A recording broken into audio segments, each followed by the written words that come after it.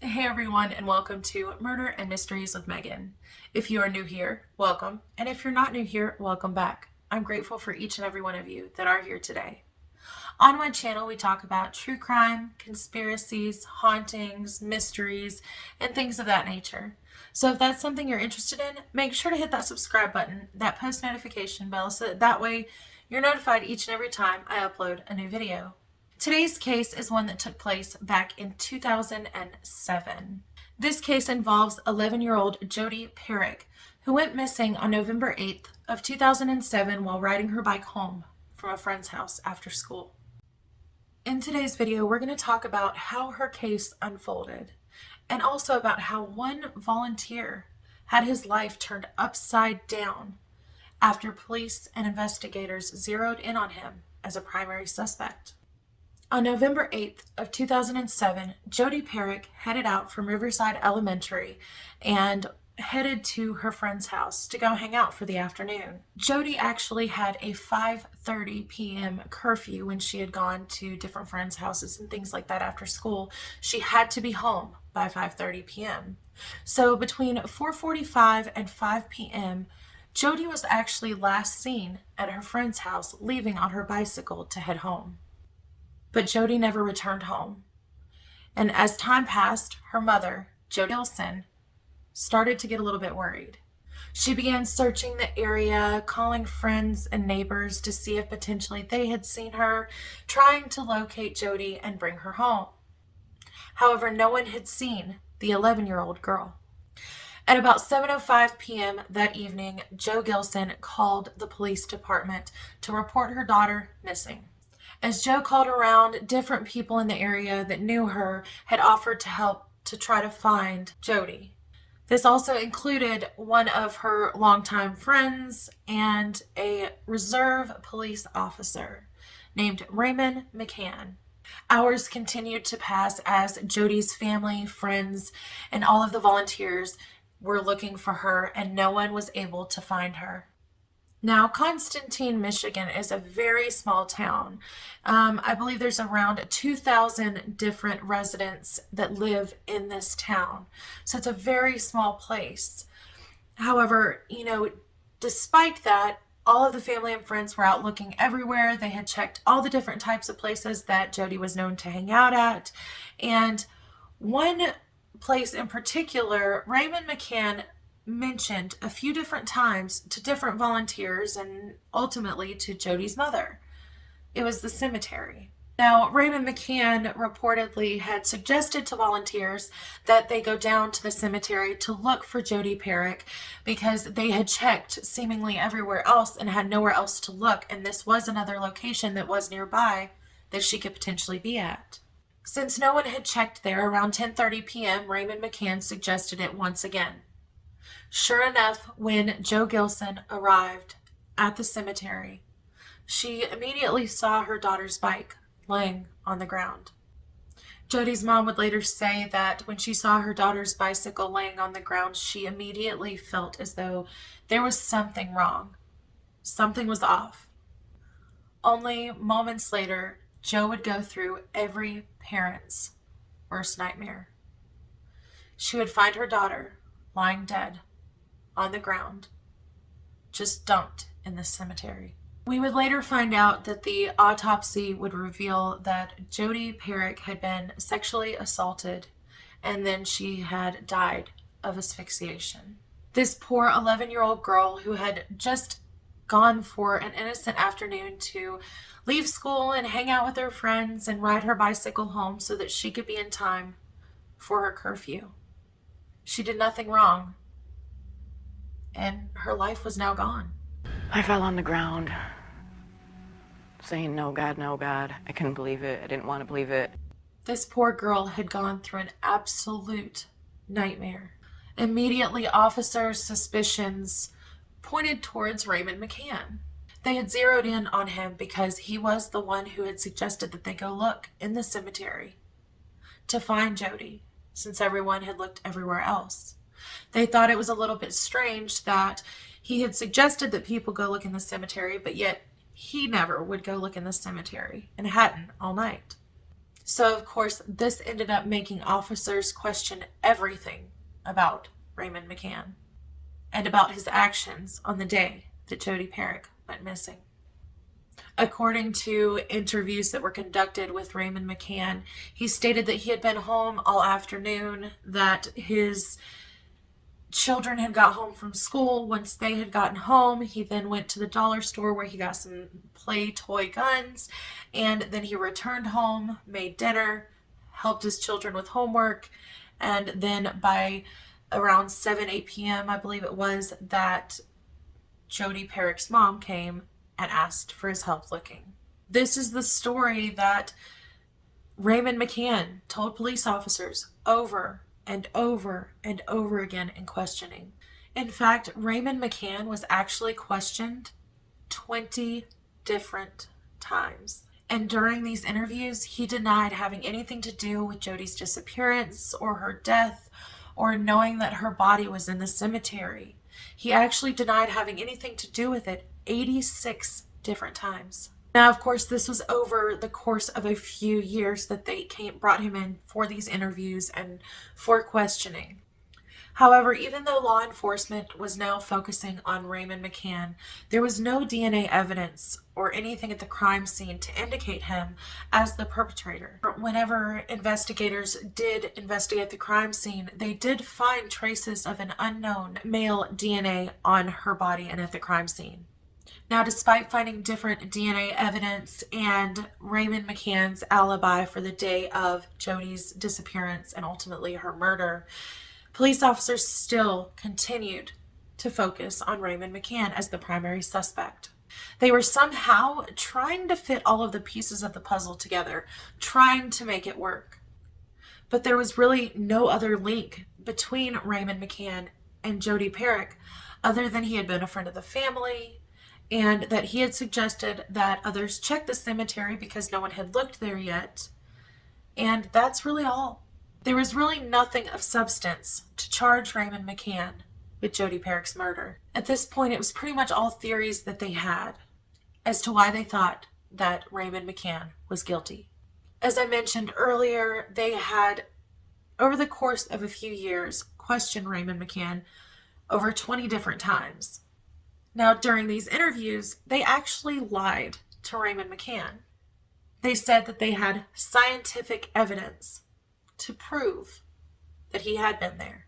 Another thing was that during the evening when they were searching for Jodi, police officers said that Ray McCann could not have been where he said he was because video surveillance had not picked him up.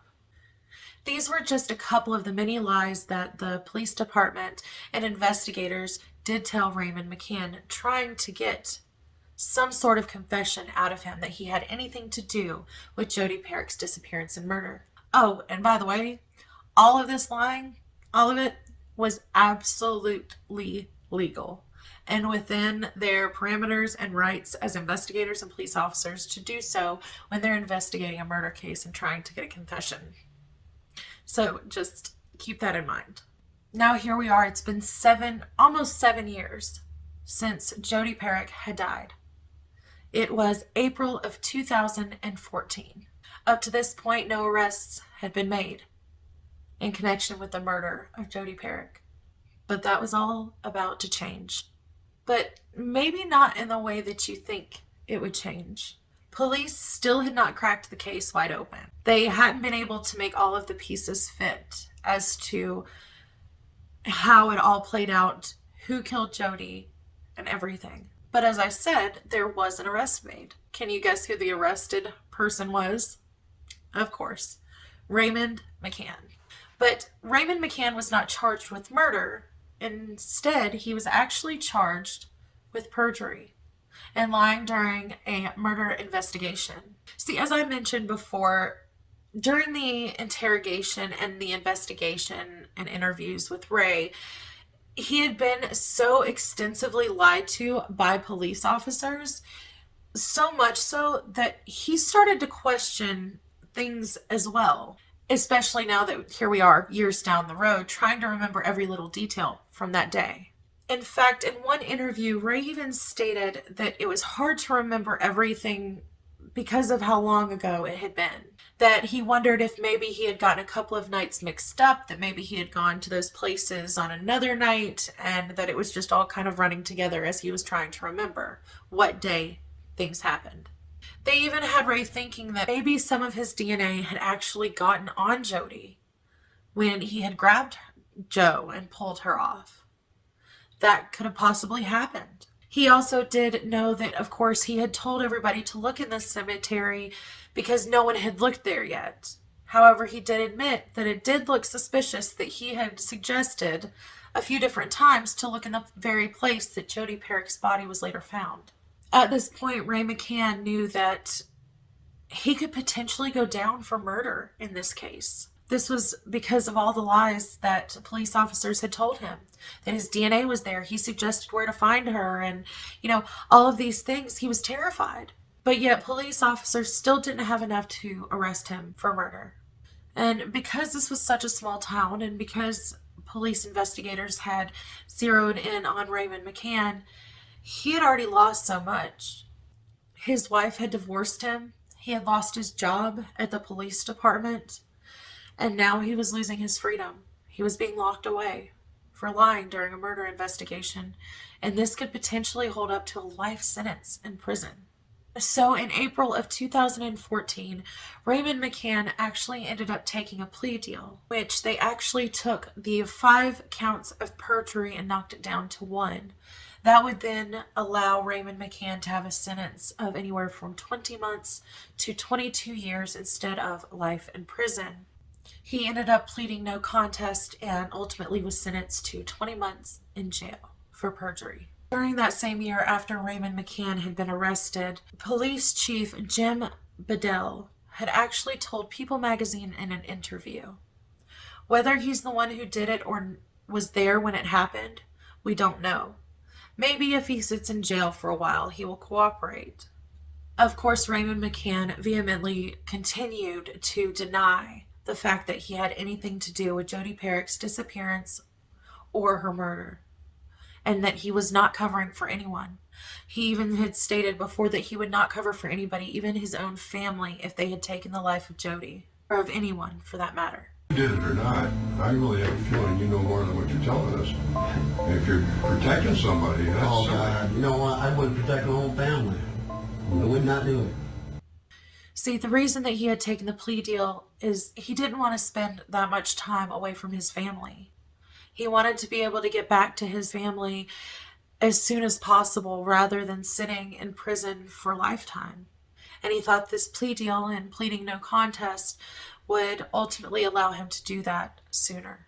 It wasn't until over a year later that a break in the case actually happened.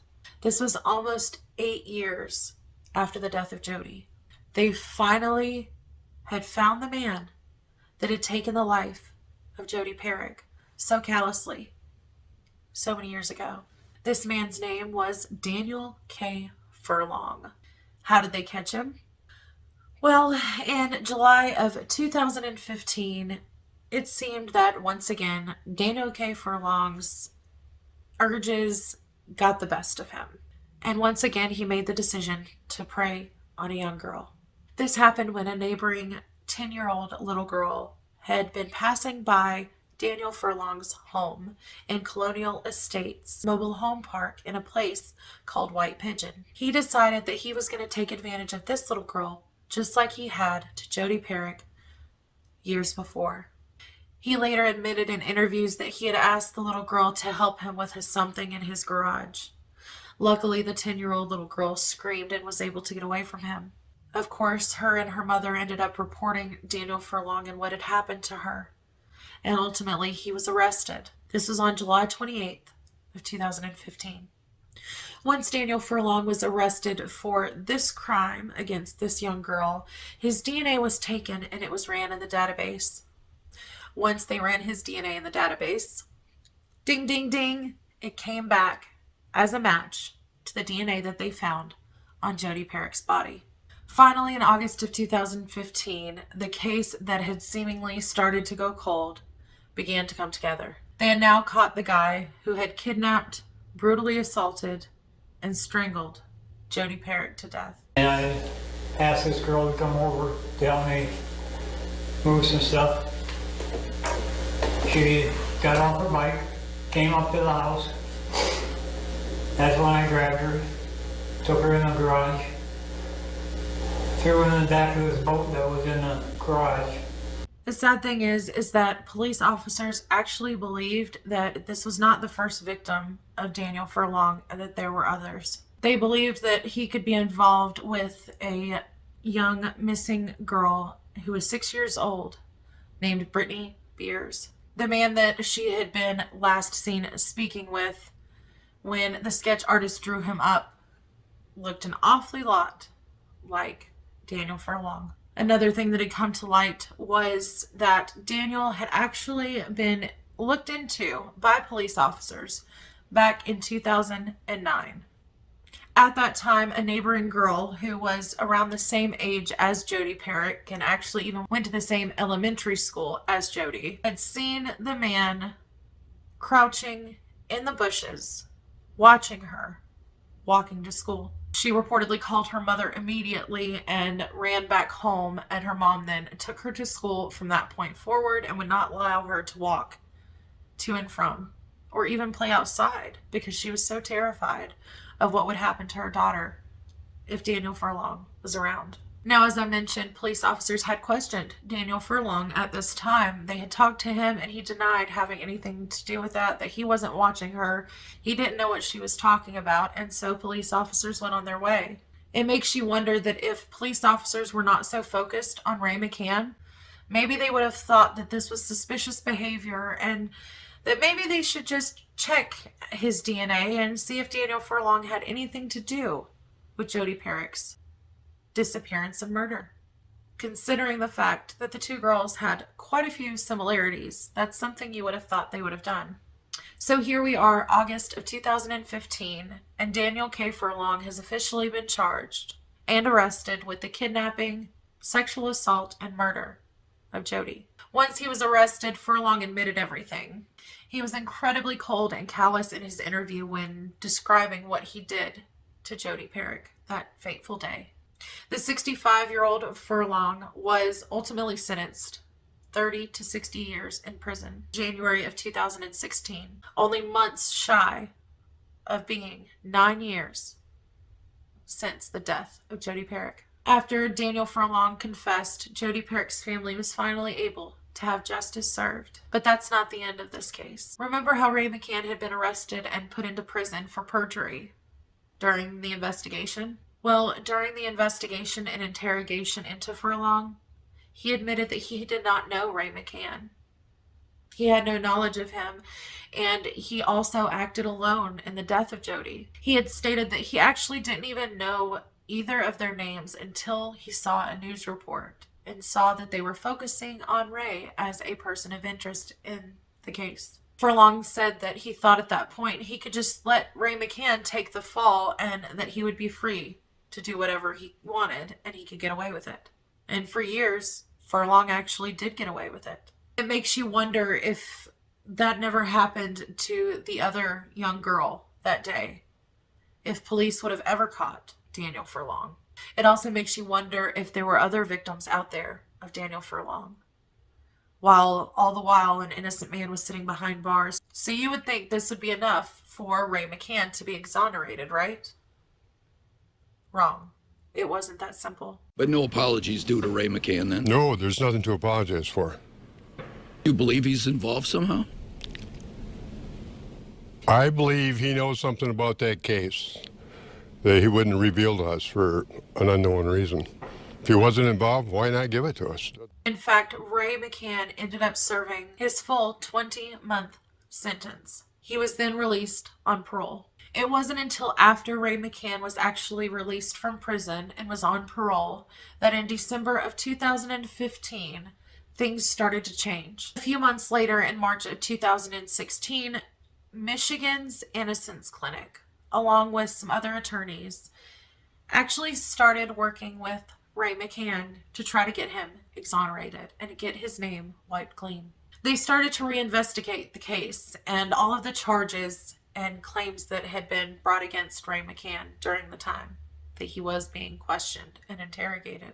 Well, upon research, they found two very important findings that proved that there was actually no evidence that Ray McCann had lied at all. See, it was impossible that if Ray McCann's car had been where he stated it had been the night he had been out searching for Jodi, officers couldn't prove that he wasn't there because the surveillance camera that was out there was not pointed in the direction where Ray McCann said he had been parked.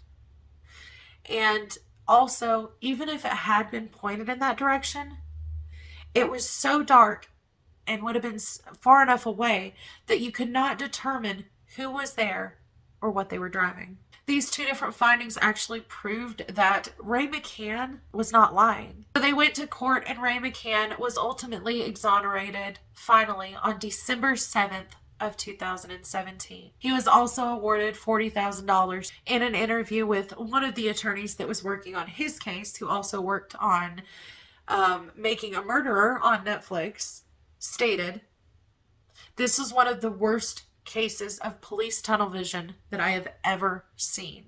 Speaking in regards to Jodi Parrack's case and how they handled everything and zoning in on Ray McCann. Well, everyone, that is the end of today's case. Quite a crazy one, isn't it? A young girl was murdered by an absolute monster who ended up letting an innocent man take the blame for it. I'm just grateful that Jodi Parrack finally now has some justice and that her killer is finally behind bars. What are your thoughts on this one? Do you think that police officers did the best that they could in the situation that was there? Or do you think that with all the leads and the tips and the pressure that the police officers were feeling to solve this case, that they ultimately were trying to find one way or another to make Ray McCann fit? Do you think that if that other little girl that Daniel Furlong had attacked that ultimately ended up reporting him and causing him to be arrested, do you think that if she never got free that police officers would have ever caught Daniel Furlong in connection with this case with Jodi Parrack? Or do you think the case would still be unsolved to this day? I can't wait to hear your thoughts in the comments below on this one. It was definitely a roller coaster researching this one for sure. Anyways, I hope that you all have a wonderful and safe week. Make sure to hit that subscribe button and that post notification bell before you leave. And until next time, my mystery lovers. Bye.